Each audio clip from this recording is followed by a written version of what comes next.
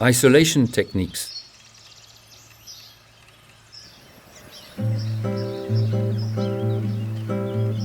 Whenever there is a risk of cross-pollination between different varieties of the same species, it is necessary to isolate them in order to preserve the specific characteristics of each variety. There are several techniques for isolating varieties.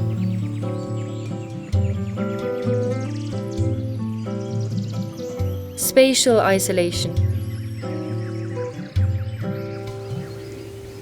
The simplest technique is to cultivate only one variety of each species in one plot. Another variety is grown in a plot far enough to ensure that cross-pollination does not occur between the varieties. The distances are indicated for each vegetable. They also depend on environmental factors and the type of pollination. If insects are the pollinators, a few hundred meters should be sufficient. On the other hand, in cases of pollination by wind, it is necessary to ensure a much larger distance between varieties.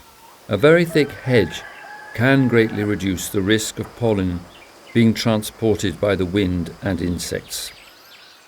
The presence of many flowers in the immediate surroundings of the plants grown for seed will attract insects and divert them from the flowers of other plants grown for seed.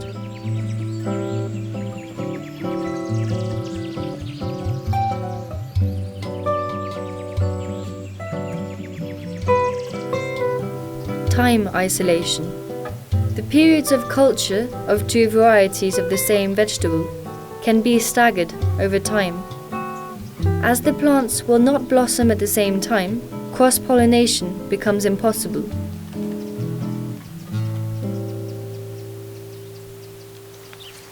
For example, two varieties of lettuce can be grown in the same plot. One sown much earlier will start to flower, while the other is still only a young plant. It is of course important to know the cycle of the plant well as its blossoming time. Mechanical isolation. Insect netting is an invaluable aid for producing seeds in total security. Very fine netting should be chosen according to the insects and to your objective, either preventing insects from getting in or keeping them inside. These nets can be used in several ways. The technique of covering one flower is reserved for hermaphrodite and self-fertilizing flowers to produce very small quantities of seed. The unopened flower is surrounded by a small net sleeve that is tied on so that no insect can enter. The sleeve should be removed when the flower has withered so that the vegetable can develop undisturbed. Do not forget to label the fruit that is being reserved for seed.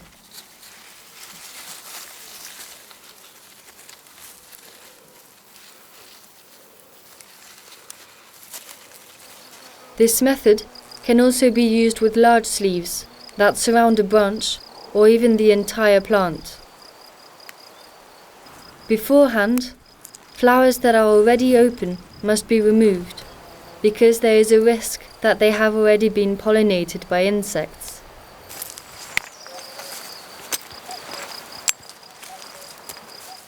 A system of net cages or net tunnels is very effective for producing a larger amount of seeds.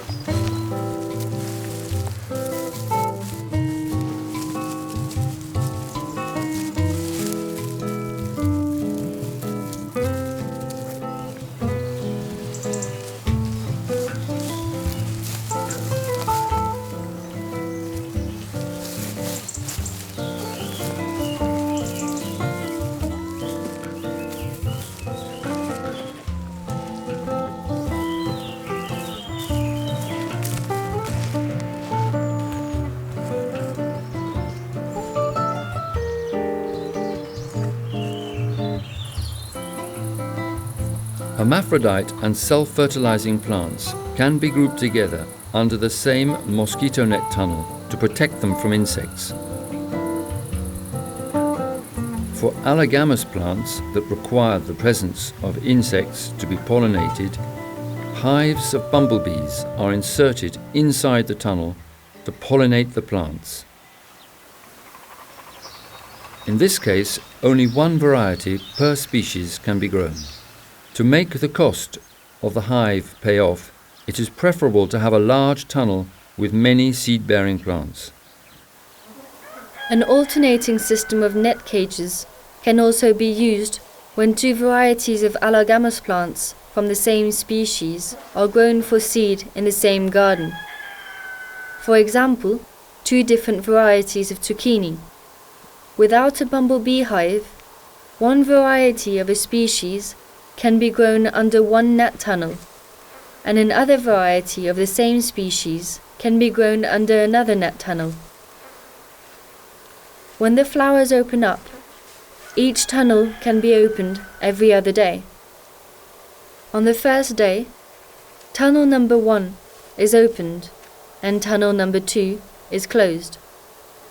On the next day, the opposite is done.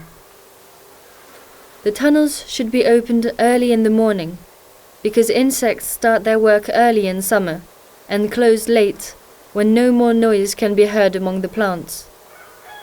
With this method, the number of female flowers that are pollinated and thus the number of fruits decrease.